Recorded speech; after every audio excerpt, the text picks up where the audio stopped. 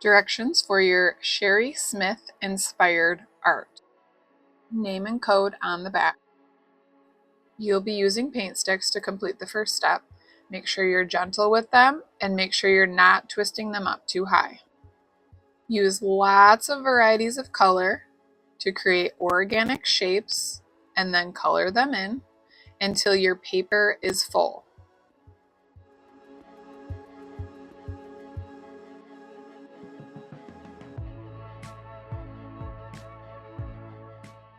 The more variety of color and shape, the better.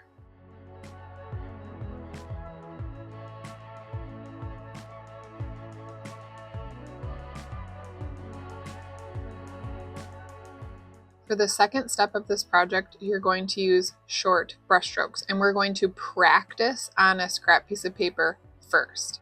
Be sure to only dip the top part of your brush in the paint, not all the way to the metal part. If you do accidentally get too much on there, you can always just scrape it off a little bit. Make sure you're not pressing down very hard because this creates wide brush strokes.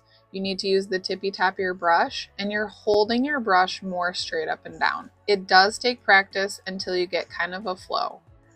Keep practicing, making sure not to add too much paint, and you're dipping just the top of your brush, holding your brush more straight up and down, and gently making the marks. It will get quicker as you go, as you get used to the technique.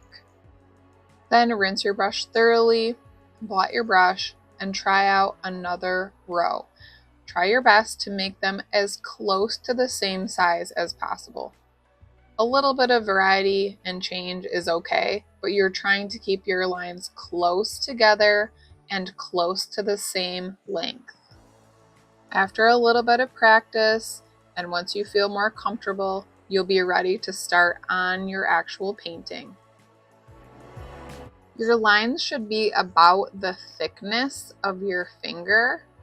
They can be longer if you need. And as I said, you're using just the top of your brush and just dipping just the top of your brush. Remembering not to press down hard, remembering not to get too much paint on your brush as you go. Stick with the same color until you're done with an entire row. And then when you do switch, make sure that you thoroughly rinse and blot your brush before you move to the next color.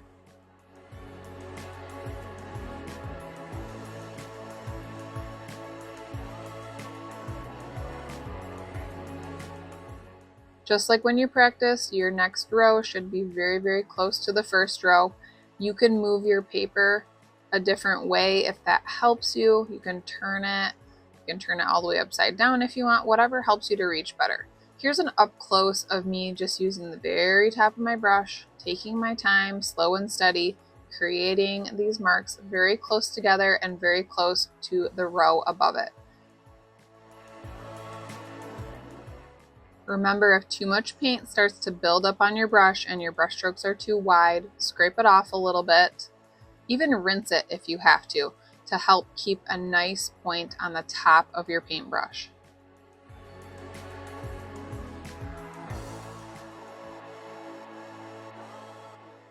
At cleanup time, place your art on the drying rack.